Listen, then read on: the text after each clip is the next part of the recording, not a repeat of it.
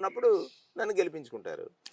ఏం సమస్యలు చూశారు? ఎందుకంటే దాదాపు 3 టర్ములుగా ఉన్న తెలుగుదేశం పార్టీ దాంట్లోన మీరు చూస్తుంటే చాలా వరకు అనేక సమస్యలు పెండింగ్లో ఉన్నాయంటున్నారు. అక్కడ మంచినీళ్ళు లేవు, రోడ్లు లేవు. అంటే 3 విడతలుగా, అంటే 2009, 2008లో డీలిమిటేషన్ జరిగి రాజమండ్రి రూరల్ ఏర్పడిన తర్వాత ఈ నెల రోజుల్లో మీరు క్షేత్రస్థాయిలో తిరుగుతున్నారు. ఏం గమనించారు? ఏం ఏం చేయబోతున్నారు? నేను స్వర్గీయ జక్కంపూడి రామ్మోహన్ రావు గారి శిష్యుడిని, ఆయన పెంచిన మొక్కని. సందర్భంలో నేను రాజోల్లో విత్తనంగా దొరికితే దాన్ని తెచ్చి కడియంలో మొక్కగా పెంచాడు జక్కంపూడి గారు. ఆ మొక్కని రాజశేఖర రెడ్డి గారి తోటలో పాతాడు. రాజశేఖర రెడ్డి గారు వెళ్ళిపోయిన తర్వాత ఆయన ఆశయ సాధకుడు. ఆయన అప్పుడు అన్నారు నన్ను వేణు నాయకుని చేస్తానని. ఆయన వెళ్ళిపోయారు. ఇంకా అది సాధ్యం కాదనుకున్నాను, డిపాజిట్ ఆయనతోడే పోయింది అనుకున్నాను. కానీ చాలా సందర్భాలు అంటాను నేను, రాజశేఖర రెడ్డి గారి ఆస్తికి కాదు వారసుడు జగన్మోహన్ రెడ్డి, ఆశయానికి.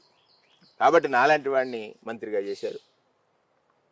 ఇది ఇలా కడియం మొక్క కాబట్టి గుర్తుకాపు బీసీ సంక్షేమం సుమారుగా 2.5-3 లక్షల కోట్ల రూపాయలు సంక్షేమం వెళ్ళేటువంటి ఈ శాఖ జగన్మోహన్ రెడ్డి గారికి ఒక ఆలోచన వచ్చి ఉండదని నేను అనుకుంటున్నాను. ఏంటంటే ఇది ఎక్కడ మొక్కరా అంటే కడియం నర్సరీ మొక్క అనుకుని ఉండొచ్చు. కడియం నర్సరీలోనే అంట్లు కట్టే విధానం ఉంటుంది కదా. మళ్ళీ కడియం ప్రజలకి లేకపోతే ఇక్కడ రాజమండ్రి రూరల్ ప్రజలకి ఇన్స్టెంట్గా కాసేసేటువంటి మొక్కేస్తే చాలా టైం పట్టుద్ది. అంటైతే వేసిన 6 నెలలకే కాస్తుంది, అంతే కదా. కాసి అంటుని ఇక్కడికి పంపించాడు మళ్ళీ వాళ్ళ తోటలోంచి ఇక్కడికి.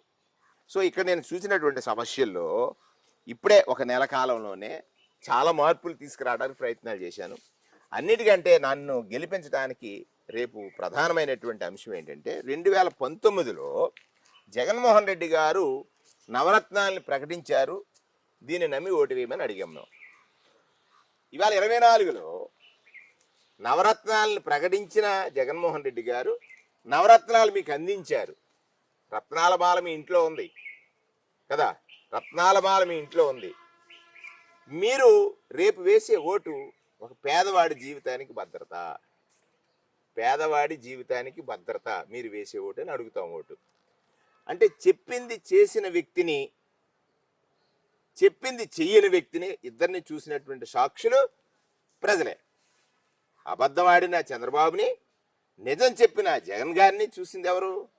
ప్రజలు. వాళ్ళే కదా విట్నెస్. వాళ్ళు నిజం పక్కన నిలబడతారా, మళ్ళీ అబద్ధం విని మోసపోతారా? వాళ్ళే నిర్ణయించుకోవాలి. ఆ నిర్ణయంలో నేను నమ్ముతున్నది ఏమిటంటే, రెండోది చెప్పాను కదా, ఇప్పుడు రెడీమేడ్ మొక్క కుండీలోనే కాసేస్తుంది. అలాగే మంత్రి రుచి ఎప్పుడు చూశారు వీళ్ళు? 2004-9 మధ్యలో చూశారు. ఈ నియోజకవర్గ ప్రజలందరూ కూడా మంత్రి అంటే జక్కంపూడి రామ్మోహన్ రావు గారిని చూశారు. తర్వాత ఎవరు మంత్రి కాలేదు కదా. భవిష్యత్తులో ఆ పార్టీల నుంచి మంత్రులు అవుతారని నమ్మకాలు లేవు కదా. మళ్ళా జగనన్నే మంత్రి ఇవ్వగలడు. జగనన్నే రామ్మోహన్ రావు గారి ఆశయాల్ని, రామ్మోహన్ రావు గారి ఆశయాల్ని, రాజశేఖర రెడ్డి గారి ఆశయాల్ని కొనసాగించగలడని నేను పూర్తిగా నమ్ముతూ, రూరల్ నియోజకవర్గ ప్రజలు చాలా విజ్ఞులు. 2019 ముందు రామచంద్రపురంలో అదే సామాజిక వర్గం కావచ్చు, లేకపోతే